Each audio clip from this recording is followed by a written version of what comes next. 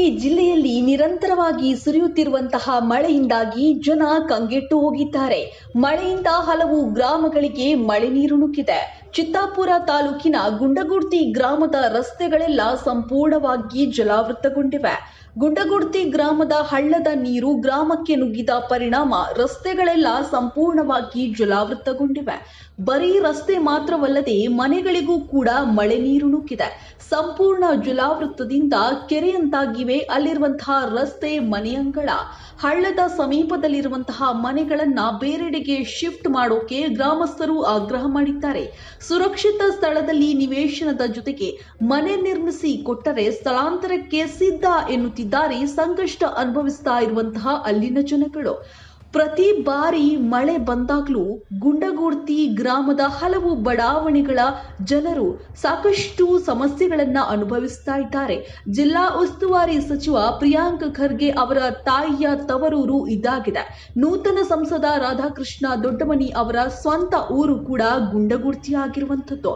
ಇನ್ನು ಪ್ರಿಯಾಂಕ್ ಖರ್ಗೆ, ರಾಧಾಕೃಷ್ಣ ದೊಡ್ಡಮನಿ ಬರೀ ಮತದಾನಕ್ಕೆ ಮಾತ್ರ ಈ ಒಂದು ಗ್ರಾಮಕ್ಕೆ ಬರ್ತಾರೆ. ಇಲ್ಲಿನ ಜನರ ಸಮಸ್ಯೆಗೆ ಸ್ಪಂದಿಸುವಂತಹ ಕೆಲಸ ಮಾಡಲಿ ಅಂತ ಆಗ್ರಹಿಸ್ತಾ ಇದ್ದಾರೆ ಗುಂಡಗುರ್ತಿ ಗ್ರಾಮಸ್ಥರು.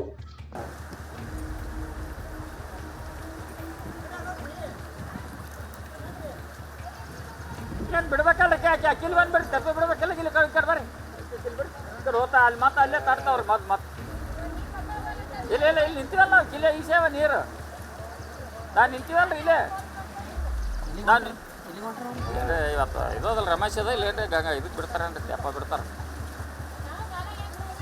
ಅದೇ ಕಾಲಾಗ ಹಾಕ್ಬಿಡ್ತೀನಿ ಬಿಡ್ರಿ ಈಗ ಹೋತಾವ ಮತ್ತೆ ಅಲ್ಲಿ ಹೋಗಿ ತಾಡ್ತದೆ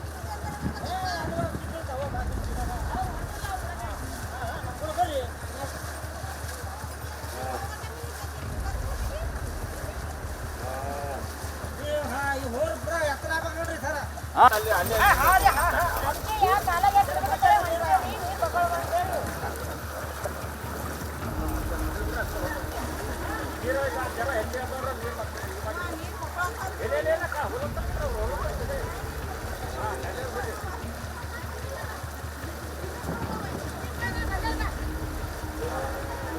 ಬರ್ರಿ ಮುಂದೆ